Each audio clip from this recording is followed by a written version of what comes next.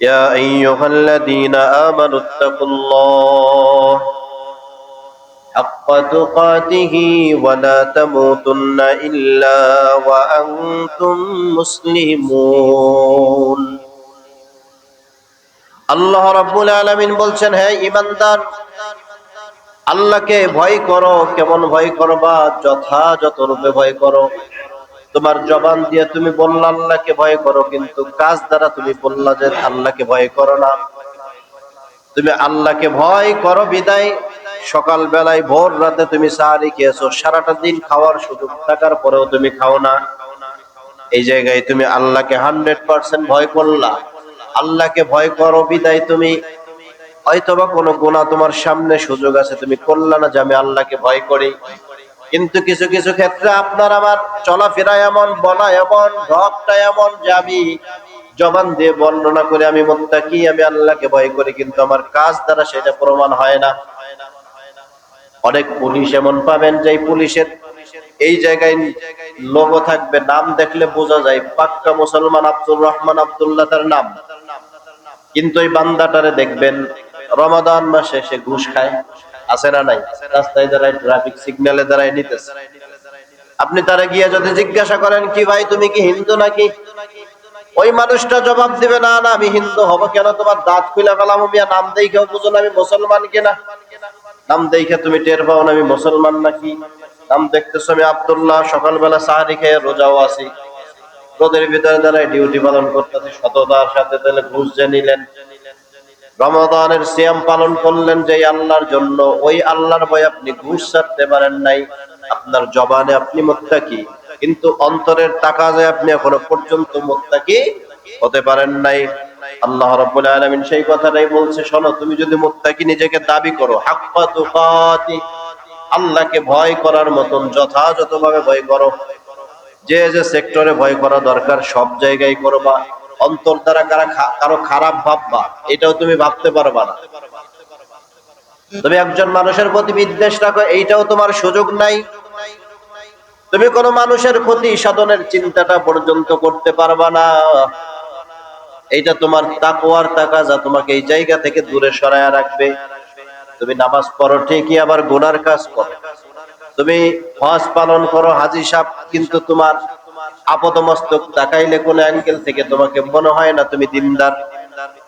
তুমি মক্কা মদিনায় প্রত্যেক বছর উমরা পালন করো, প্রত্যেক বছর তুমি দৌড় দিয়ে যাও চলে, তুমি গিয়া গিয়া ওই জায়গায় ইতিকাফ করো, ইতিকাফের সময় তোমার দাড়ি সামান্য লম্বা হয়েছে, আবার তুমি মক্কা থেকে সফর শেষ দেশে এসে চাঁদ রাতে আল্লাহর নাম নিয়ে খুব চালাইছো। তার মানে তোমার অন্তর আর জবানের কথার এই স্বীকারোক্তির ভিতরে বিশদ পার্থক্য হয়ে গেছে। আল্লাহ কয়, তুমি জবান দিয়ে মুত্তাকি হলেও আমি আল্লাহর কাছে তুমি এখনো পর্যন্ত মুত্তাকি হও না। ঠিক কিনা জোরে কর? বাস্তবতা এটা। এজন্য যিনি মুত্তাকি হবেন তার 1 নম্বর গুণ যথাযথভাবে আল্লাহকে ভয় করতে হবে। 2 নম্বর মুত্তাকির যে ক্রাইটেরিয়া আল্লাহ তাআলা বর্ণনা করেছেন নবীজির মাধ্যমে, সেটা হলো ঈমান এবং সৎ কাজ করা। তার ঈমান থাকতে হবে, পাশাপাশি সে সৎ কাজ করবে, এইটা তিনি যে মুত্তাকি এইটা প্রমাণ করবে। 1 নম্বর শর্ত তাকে ঈমান থাকতে হবে, পাশাপাশি ঈমানের তাকাজায় সে সৎ কাজের দিকেই আগাবে, সে কোনো অসৎ কাজের কাছে যাবে না। আল্লাহ রাব্বুল আলামিন কোরআনুল কারীমের ভিতর সূরা লুকমানের 8 নম্বর আয়াত আল্লাহ রাব্বুল আলামিন স্পেশালি বলছেন, কোন ব্যক্তি যদি মুত্তাকি হয়, মুত্তাকি হওয়ার পরে ওই বান্দাটা ঈমান আনলো, ঈমান আনার সাথে সাথে সৎকর্মগুলো যদি করে, এমনি আপনাকে ইন জেনারেল একটা জান্নাতের ঘোষণা আল্লাহ দিয়েছে মুত্তাকির জন্য। অন্যান্য গুণের কারণে আপনাকে আল্লাহ জান্নাত দিবেন, কিন্তু এই যে মুত্তাকি যদি কোনো ব্যক্তি আত্মসংযমী হয়ে যায়, আল্লাহর ভয়ে ভীত হয়ে যায়, আল্লাহ রাব্বুল আলামিন এই মানুষগুলোর জন্য এই আয়াতের শেষ অংশে একটা স্পেশাল জান্নাতের ঘোষণা করেছেন। সুবহানাল্লাহ পড়েন। আল্লাহ রাব্বুল আলামিন বলেন, ইন্নাল্লাযীনা আমানু ওয়া আমিলুস সালিহাতি ফালাহুম জান্নাতুন নাঈম। আল্লাহ রাব্বুল আলামিন বলছেন, কোন ব্যক্তি যদি ঈমানদার হয়ে যায়, নেক কাজ পাশাপাশি করে, সৎকর্মের সাথে তার সম্পর্কটা জুড়ে দেয়, আল্লাহ বলছেন ওই ব্যক্তির জন্য আমি আল্লাহ ঘোষণা দিলাম, তাকে স্পেশাল একটা জান্নাত দিব। যেই জান্নাতটা নরমাল কোন জান্নাত নয়, ওই জান্নাতটার নাম হলো জান্নাতুন নাঈম। সুবহানাল্লাহ পড়েন। জান্নাতুন নাঈম মানে এমন জান্নাত যে জান্নাতটা নিয়ামত দিয়ে পরিপূর্ণ। সুবহানাল্লাহ জোরে আওয়াজ করে বলেন। কিন্তু বেসিক ভাবে আপনার আমার জান্নাতটা কেমন, হাদিসের বর্ণনা আসছে, নবী বলেন আল জান্নাতু কিআনুন, জান্নাত হলো একটা একটা খালি ময়দানের নাম, চাটিয়াল ময়দান। এই জায়গায় কিচ্ছু নাই, তোমার আমল দিয়ে দিয়ে জান্নাতটা সাজাতে হবে। কিন্তু আল্লাহ বলছেন কোন ব্যক্তি যদি মুত্তাকি হয়ে যায়, ওই ব্যক্তিকে আমি আল্লাহ তাআলা এমন জান্নাত দেব যে জান্নাতটার নাম হবে জান্নাতুন নাঈম। তার মানে নিয়ামতে পরিপূর্ণ একটা জান্নাত আমি আল্লাহ ওই ব্যক্তির জন্য দান করে দেব। সুবহানাল্লাহ জোরে আওয়াজ করে বলেন। তাহলে আপনাকে আমাকে সংযমী হতে হবে। 2 নম্বর কোয়ালিটি, ঈমানের পাশাপাশি নেক আমলের সাথে আপনাকে আমাকে যুক্ত হতে হবে। 3 নম্বর, আল্লাহর নবী সাল্লাল্লাহু আলাইহি ওয়াসাল্লামের মাধ্যমে জানাইছেন, শোনো, যে ব্যক্তি মুত্তাকি নিজেকে দাবি করবে তার কোয়ালিটি ক্রাইটেরিয়া কি হবে জানো নাকি? নবী আমার বলেন, হারাম এবং সন্দেহযুক্ত বস্তু সে পরিহার করবে। কি করবে ভাই? হারাম এবং সন্দেহযুক্ত বস্তুকে সে পরিহার করবে। আমরা মনে করে থাকি শুকরের গোশত এটা হালাল না হারাম? কথা কয় না, সন্দেহ আছে। হারাম, সুস্পষ্ট ভাবে হারাম। কিন্তু কেউ ঘুষের টাকা দিয়া, সুদের টাকা দিয়া, মানুষের জমি ঠকানো টাকা, অথবা আপনি সিটারি বাটপারি করে নিছেন, এই টাকা দিয়ে আপনি কি করছেন? বাজার থেকে গরুর মাংস কিনছেন। ওইটা যেমন হারাম, শুকরের গোশত, গরুর মাংস, এটা হালাল না হারাম? সেম, পার্থক্য নাই। কিন্তু আমরা ওইটার ক্ষেত্রে বুঝি, এটার ক্ষেত্রে বুঝতে চাই না। তো যে ব্যক্তি হারাম কোনো খাবার দিয়ে সাহারি করল, যে ব্যক্তি হারাম কোনো খাবার দ্বারা ইফতার করে ফেললো, নবীজি হাদিসের বর্ণনায় বলছেন ওই ব্যক্তির অবস্থাটা এমন, সারাটা দিন শুধু না খাইয়া থাকা ছাড়া কিছু হয় নাই। নাউজুবিল্লাহ জোরে আওয়াজ করে বলেন। এমন রোজাদার এই বাংলাদেশে নাই, আসেনি? বহু। যার বাড়ির ইফতারের ডগ যত ভালো, বুঝবেন যে তার আকামের পরিমাণ তত বেশি। আর হুঁশ থাকে না ইফতার করার টাইমে কি দিয়ে ইফতার করবে।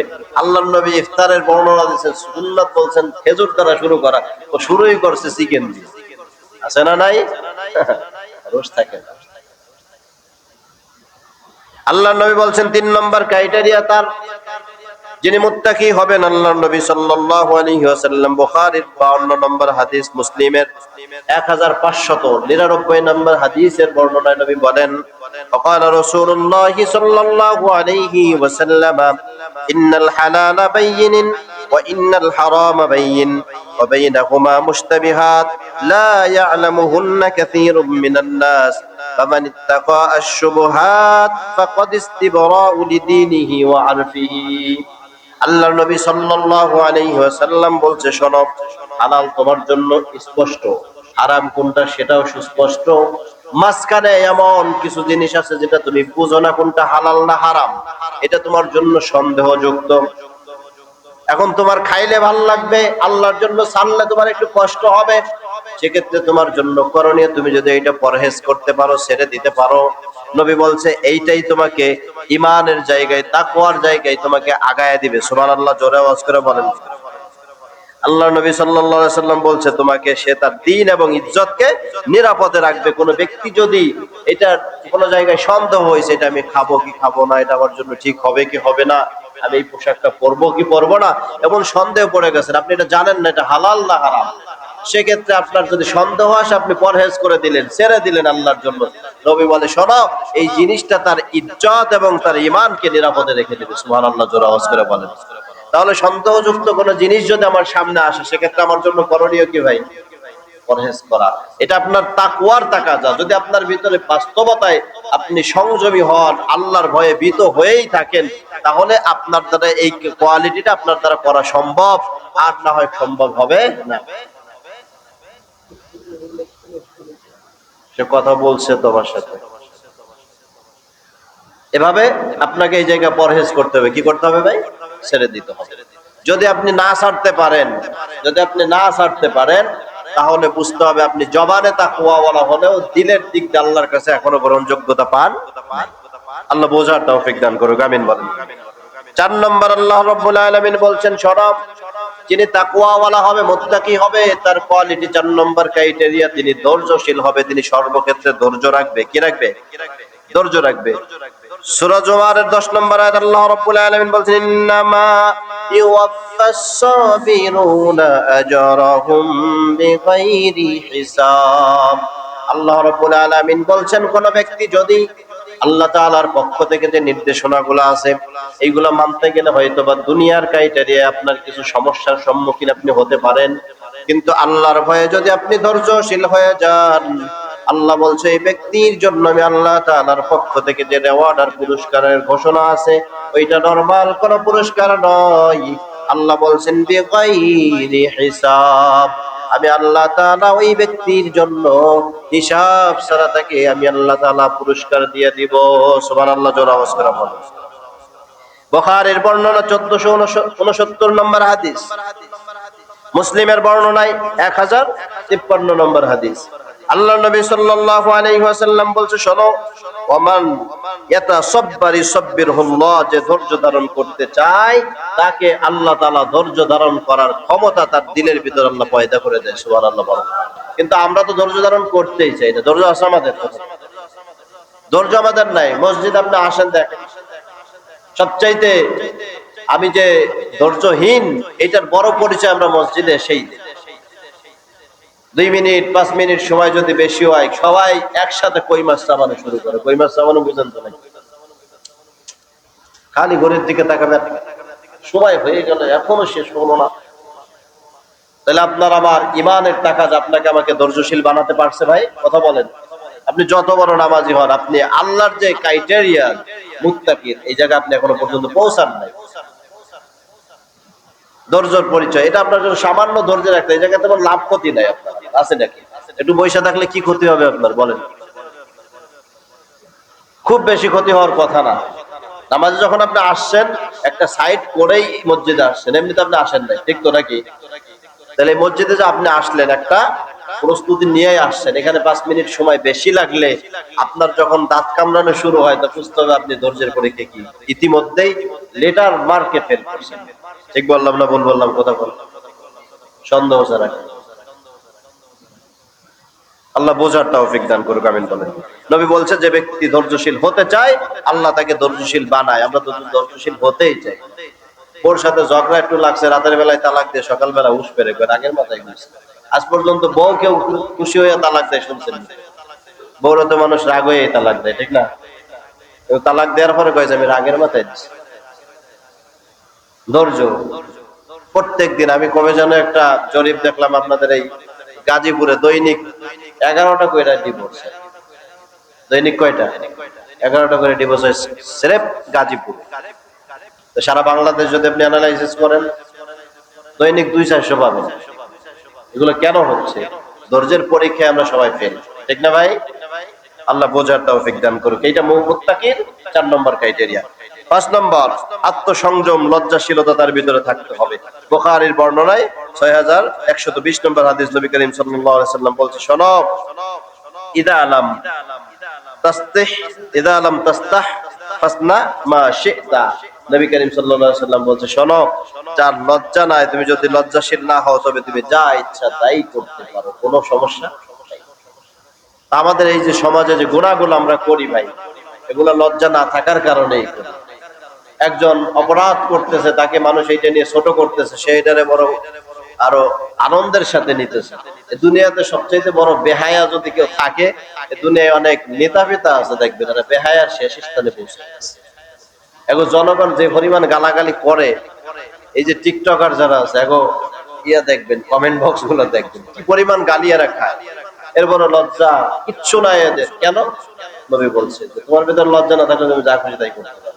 এজন্য ঘরের ভিতরে একমাত্র স্ত্রীর সাথে এই যে সময়টা মানে আল্লাহ তাআলা শরীয়তের বৈধতা দিয়েছে যে এক জায়গায় থাইকা তারা দুইজন দুইজনের সাথে মিলিত হবে, এই সময়টা বাদে সব কিছু এখন ফেসবুকে ঢুকলেই পাওয়া যায়, ঠিক কিনা? জোরে আওয়াজ করে বলেন। কেন করছে?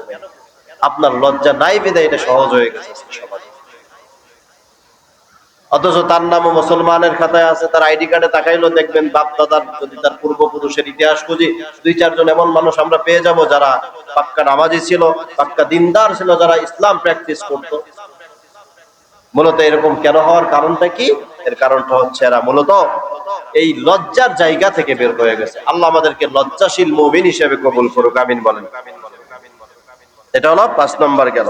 6 নম্বর নবী বলছেন, শোনো, অন্যায় এবং গুনাহের পথ থেকে দূরে থাকা। অন্যায় এবং গুনাহের পথ থেকে তুমি দূরে থাকবে। আল্লাহ রাব্বুল আলামিন কোরআনুল কারীমের ভিতর সূরা শুরা এর 37 নম্বর আয়াতের ভিতর আল্লাহ রাব্বুল আলামিন মুত্তাকির 6 নম্বর ক্রাইটেরিয়া বর্ণনা করলেন। রব জানায় দিলেন, আল্লাযীনা ইয়াজতানিবুনা কাবাইরাল ইসমি ওয়াল ফাওয়াহিশা ওয়া ইযা মা গাদিবু হুম ইয়াগফিরুন। আল্লাহ বলছে, তুমি যদি তোমার বড় বড় পাপাচার অশ্লীলতাকে তুমি যদি পরহেজ করতে পারো, ছেড়ে দিতে পারো, তাহলে বাকি টুকটাক যে গুনাহগুলো তোমার দ্বারা হয়ে যায়, তোমার রব নিজে দয়া করে তোমারে ক্ষমা করে দেবে। সুবহানাল্লাহ, জোরে আওয়াজ করে বলেন। এই ঘোষণা কার? আল্লাহর ঘোষণা। যে তোমার যদি সামান্য ভুল ভ্রান্তি তারপরেও হয়ে যায়, তা আমি আল্লাহ দায়িত্ব নিয়ে ঘোষণা দিলাম, তোমাকে আমি আল্লাহ মাফ করে দেব। সুবহানাল্লাহ। এজন্য আপনার এই মানসিকতাটা তৈরি হওয়া যে আমি গুনাহ ছাড়তে চাই, গুনাহ থেকে দূরে থাকতে চাই, কিন্তু আপনি সিয়াম পালন করছি, কিন্তু গুনাহ থেকে আমি দূরে আছি। ভাই আছি, গুনাহ করছি। ভোর রাতে আমি উঠছি সাহারির টাইমে, এটাইও আমি গুনাহমুক্ত না। আমার মোবাইল আমাকে রিলসের ভিতরে নিয়ে যাইতেছে, আমার মোবাইল আমাকে টিকটকের ভিতরে নিয়ে যাচ্ছে, আমার মোবাইল আমাকে ইউটিউবে নিয়ে যাচ্ছে। রাতের বেলা এমনিতে আমি উঠি না, রাত্রে এই যে আল্লাহ উঠাইছে 2 রাকাত নামাজ যে আমি পড়বো, আমাদের অবস্থা এত জঘন্য হয়ে গেছে যে আমি মানুষের সামনে একটু হাত দুইটা তুলে আল্লাহর কাছে যে মাপ চাবো, এই লজ্জার কারণে অনেকে হাত তুলি না। আছে না নাই? যে আমি যদি কান দিয়ে আমার বাচ্চা দেখলে কি কইব, নেই আমার বউ কি মনে করবেন? কবরে কি বউ যাইবো না বাচ্চা যাইবো? ভাই তার যার যার কবরে তার তার যেতে হবে। এজন্য আপনাদের কাছে আপনাদের ভাই আবেদন করছে, আপনাদের কাছে দাবি রাখছে, বেশি সময় আর বাকি নাই ভাই। আজকে কয় নম্বর রোজা যায়? 23 নম্বর রোজা। হয়তোবা জুমাতুল বিদা আজকেই হয়ে যাচ্ছে, আগামী শুক্রবার রমাদান কেন্দ্রিক জুমা হবে কিনা আল্লাহ ভালো জানেন। যদি চাঁদ উঠে যায় শুক্রবার ঈদ হলেও হতে পারে, অস্বীকার করার তো সুযোগ নাই। তা মাত্র 4-5টা দিন আপনার আমার সামনে আছে, সময়টা কাজে লাগান।